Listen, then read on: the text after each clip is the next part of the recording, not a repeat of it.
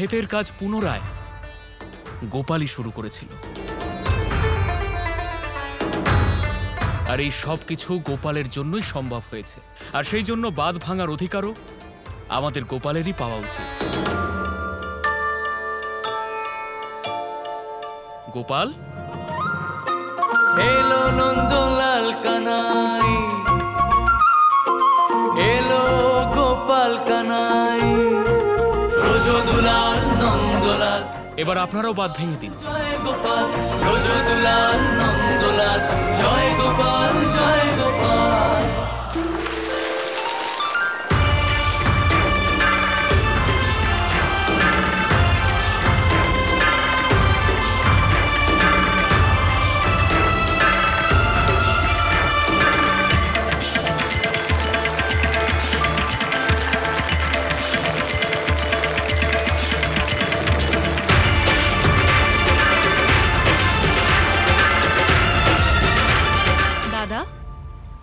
আপনি এত চিন্তিত কেন? কিছু হয়েছে? নন্দরানী, ক্ষেতের মধ্যে জল তো প্রবেশ করলো, কিন্তু এবার আমাদের ক্ষেত কি আবার ফসলে ভরে উঠবে? আপনি চিন্তা করবেন না, নারায়ণের কৃপায় সব ঠিক হবে। বাবা যখন বলে দিয়েছে তখন তো সবকিছু ঠিক হতেই হবে। এবার আসুন আমরা সবাই মিলে খাবার খেয়ে নিই। হ্যাঁ, চলুন।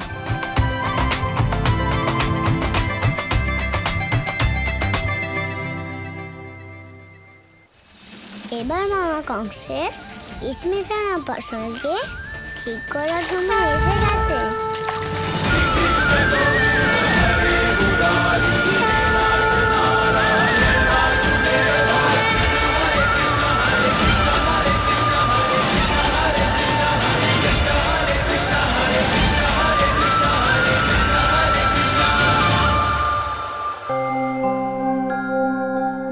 এসো বাচ্চারা, খেতে বসো। দাদা সবাইকে বলুন একটু অপেক্ষা করতে। কেন গোপাল? কারণ আজ আমাদের সাথে আরো কয়েকজন খাবার খাবে। কারা গোপাল? আমি যেমন বলছি সেটাই করুন দাদা, আপনি খুব তাড়াতাড়ি জানতে পারবেন। যশোদা মা, এখনো খাবার খাওয়ার সময় হয়নি। এখনো তো আরো কয়েকজন আসবে। সবাই আসুক, তারপর সবাই মিলে একসাথে খাবো। আজ বলরাম এসব কি বলছে? কে আসতে চলেছে?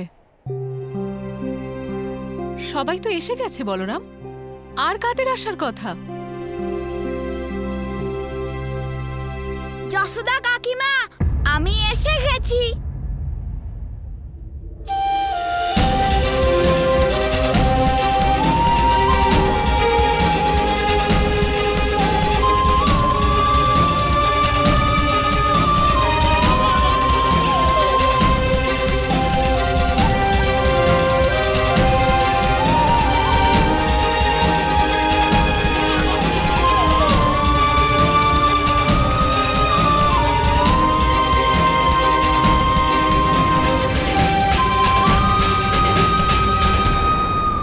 আপনারা সবাই মথুরা থেকে ফিরে এলেন, ঈশ্বরকে অসংখ্য ধন্যবাদ।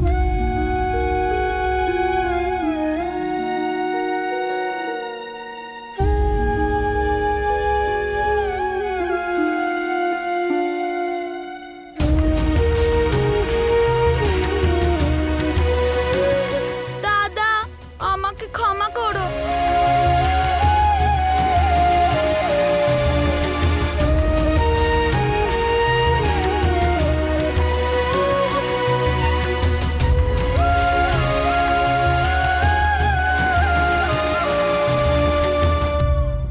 আরে আমাদের ক্ষমা করে দিন নন্দমশাই, আমরা খুব বড় ভুল করেছি।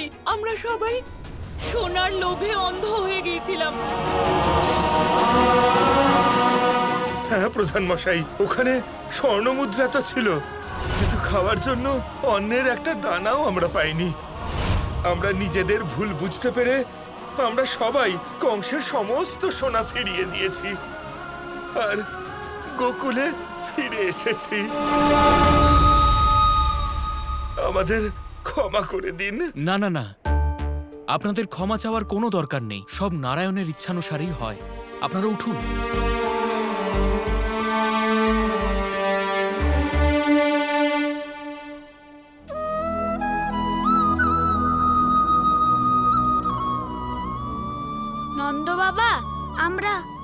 আমরা সাথে কি খেতে পারি? তুমি এসব কি জিজ্ঞেস করছো সুবল?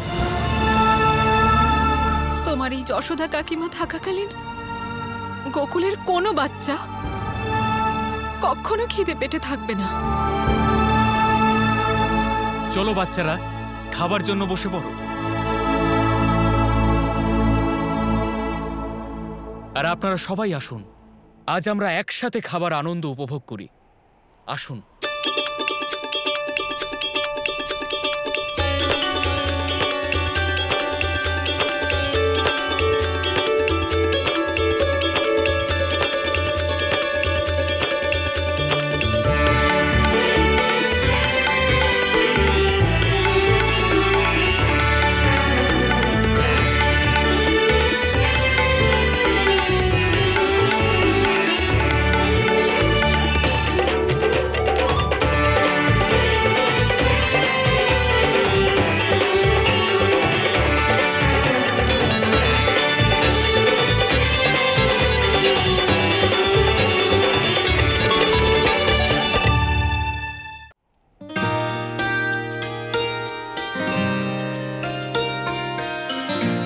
কালকের খাবার সুস্বাদু ছিল, আর আজকের ভোজন তার থেকেও বেশি সুস্বাদু হয়েছে।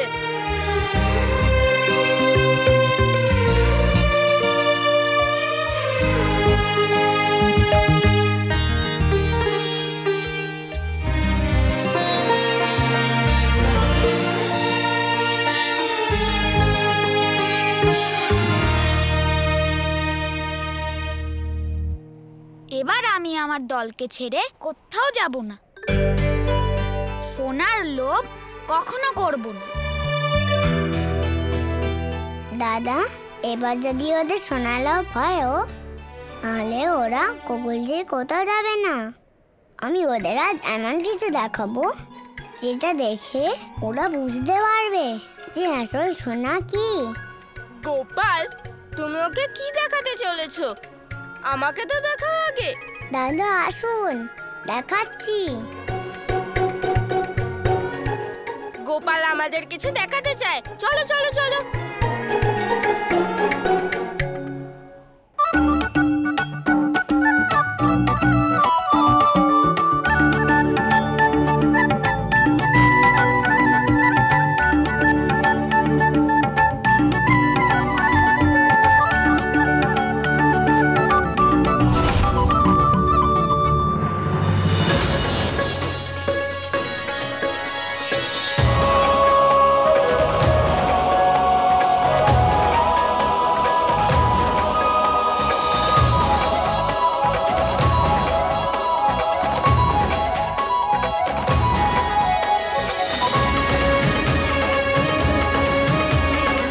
এসব কি করে সম্ভব হলো? হে নারায়ণ!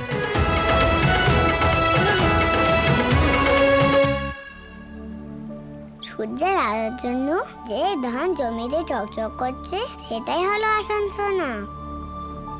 যে সোনার লোভে সবাই মথুরা গেছিল সেগুলো তো শুধু পাথর।